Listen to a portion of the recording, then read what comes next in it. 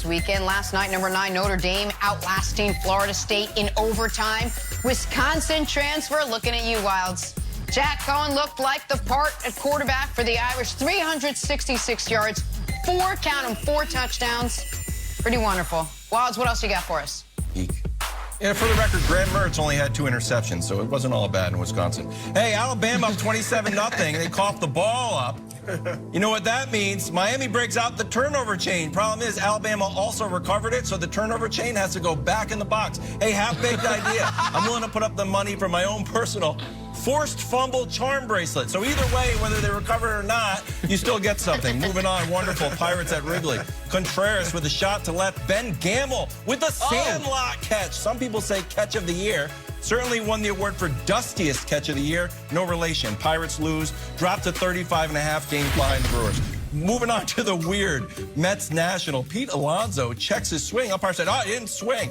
Davey Martinez, national manager, is infuriated. So guess what? Get out of here. But meanwhile, the home plate ump doesn't realize it and sees Davey Martinez still yelling. So the home plate umpire says, you know what? Get out of here. You got thrown out twice. So Davey's got to go, albeit very slowly. Due to reported minor foot surgery, Martinez on crutches. Wow. So he eventually has to see his way out via crutch. Mets win. Nope. Nope. Have won so good. 7 of their last 8 since Bouquet. Look, he got the crutch. You can't throw out a guy on crutches. It's ridiculous. Moving on to the wonderful. You're out of here. Head out to San Diego. Padres hosting Astros. Oh, I got the ball! Mom comes up with the foul ball, and this little dude is fired up. Also, my reaction to Thursday night football. A little too loud for the girls next to him. Padres have won 2 out of 3, and finally, the weird. LSU visiting UCLA. Tigers quarterback Max Johnson, he's going to show up in a second. Under pressure, pulls out the Kevin Garnett-inspired anything is possible pass. Goes down as an incomplete in the books, but a valiant effort in my heart. Bruins with the upset, and that's the weird and wonderful from the national pastime. That was a great game on top. Oh, this was a good one. That was a great game for a minute. That was great. Let's shift some gears, talk some basketball on a Monday morning, because the veteran Lakers about to get even more veteran-y. Big man DeAndre Jordan intends to sign with the Lakers after being traded and then bought out by the Pistons. Jordan would be the 10th Laker, age 32 or older, and 6 of those guys, 35 plus. Nick, Jordan and LeBron on the same team, never thought I'd see the day. Do you like the Lakers bringing in DeAndre Jordan? Nice. That was a good line, Jenna. Well, listen, we're still getting the edible arrangements and the Sherry's berries sent my way for apologies that were due from the audience last week. But you can feel free to send more to me. And, by the way, if you're feeling generous, include Kenny Atkinson, who lost his job, arguably, because he saw what I saw and other people saw, which is DeAndre Jordan's not great at the old basketball anymore. And now the Nets finally admitted, as they say, hey, you can have DeAndre Jordan. And Detroit says, no, we don't want him. They're like, what if we include $6 million? They're like, still don't want him. They're like, what if we include 4 second-round picks? They're like, okay, we'll take him. And then we'll ask him to leave, and now the Lakers are going to take him. So here's the thing. I understand that folks probably expect me to say, well, with LeBron, he'll be different. Exactly. And while I do believe LeBron has the ability to get the most out of any and all teammates he's played with for now 18-plus years, there has to be something to be gotten. And so do I think this moves the needle for the Lakers? No. Do I think DeAndre Jordan can possibly play a similar role to the one JaVale McGee played when they won the title? Sure. But that is like your 11th man, your 2nd or 3rd center, not including Anthony Davis, who really should be your center. So, no, my feelings on DeAndre Jordan have been very consistent, and now the Nets have finally caught up over the last couple of years. He's not the guy that he once was. He is no longer – he used to – remember when Doc Rivers Broussard was like, he should be Defensive Player of the Year.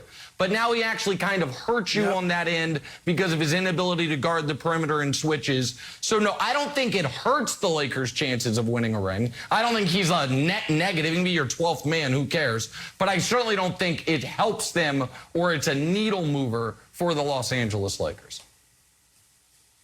Props, Nick. That was a rare case of objectivity. That was excellent. Excellent points. Rare. I agree with you on that. That's all I do is give objective I takes. thought you were gonna sing the praises of this move. All right. And I'm lukewarm on this. Okay? I mean, I'll feel no differently about the Lakers once they sign DeAndre Jordan than I felt a week ago.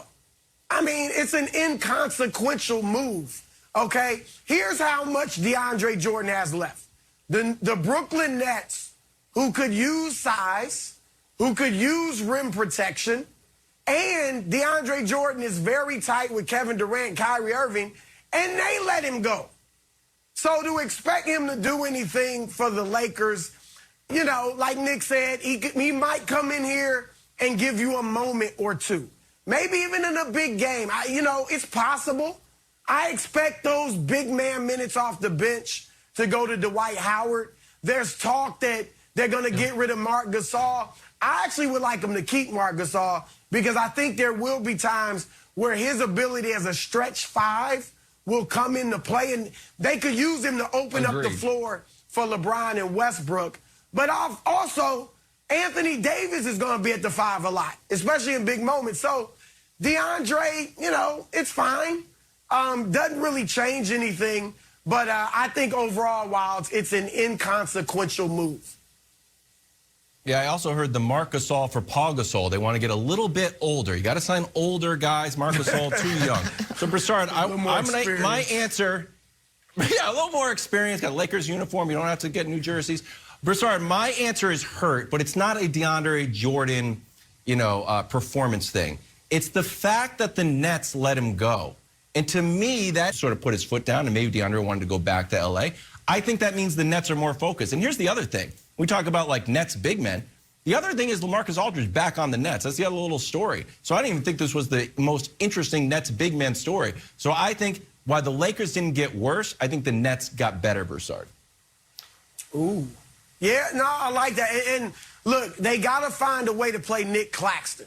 I like Nick Claxton a lot. I think this move with DeAndre Jordan has something to do with that, but you're right. I mean, they now have a log jam. I mean, not only LaMarcus Aldridge, hopefully, I'm glad to see him back. Obviously, he had the issue last year with his health, but hopefully there's no issues there now, and he's good. Yep. Blake Griffin's still there, who I thought played well in a role player's role last year. And then Paul Millsap. Again, don't expect him to be the all-star he was in Atlanta, but as a role player, as a veteran, yeah, I like that. So that's a great take, Wilds. I would agree with what Wilds said, Nick. Good take. Yeah, no, listen, and the Nets adding Paul Millsap and LaMarcus Aldridge, two well-known, spry, young players. But, wait. We only talk about age being a problem with the Lakers. Age. My apologies. I know you're not talking age. Of course not, because we only talk about that with the Lakers. We're only allowed to talk about age with the Lakers, and so adding Paul Millsap and LaMarcus Aldridge, no. It helps the Nets add some energy and some youthful exuberance to their team, along with Blake Griffin, who you mentioned as well, another one of the key young role players on that Nets roster. But Broussard, I like Nick Claxton. I'd like Nick Claxton even more if he was backing up Jared Allen, who they never would have. Well, maybe they still have to include him in the Harden trade, but Jared Allen should have always been the starting center the way Kenny Atkinson wanted him to. But Jared Allen, doesn't vacation with Kevin Durant, so he was out of there.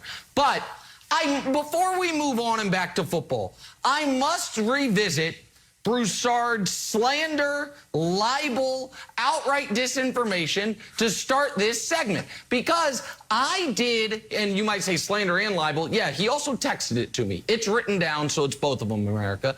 I said, guys, let me go first on this, because I knew Broussard was going to assume that I was going to say DeAndre Jordan will be great for the Lakers, and I didn't want to do that to my new teammate. I'm like, I don't want Broussard's whole take to be based on something I'm not going to say. But then I didn't say it, and you were like, oh, golf clap, applause, final objectivity.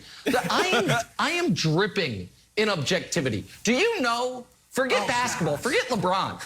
Do you know who, Wild, true story, my wife's all-time, her all-time favorite NBA player, DeAndre Jordan.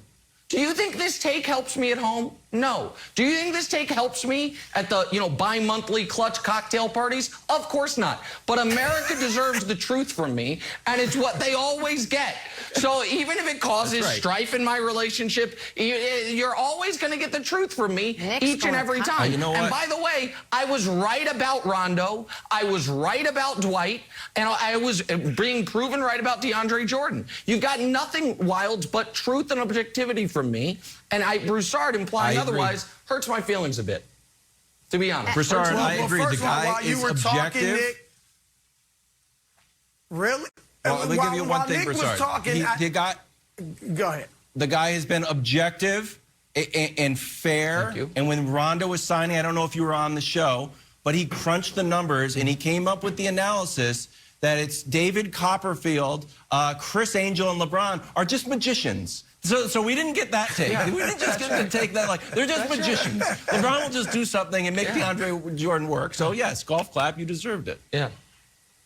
Thank you. Yeah, and Nick, while you were talking, I got a text from a source. The Lakers are about to sign Kevin Garnett. And looking at Elvin Hayes. They're looking at Elvin Hayes. But you also buried the lead. You buried the lead. How in the world is your wife's favorite player DeAndre Jordan? I've never understood it. Not Blake Griffin, I don't know. not It's a Chris bizarre Paul. thing. Not Yeah, even it's a weird thing. It does have to do with those Lob City Clippers. I don't know. It's a weird thing. You'd have to ask her about it. Yes, Just to throw that in there, Wilds. How about this? LeBron is number 6. Guess what number Jordan can be now? 23.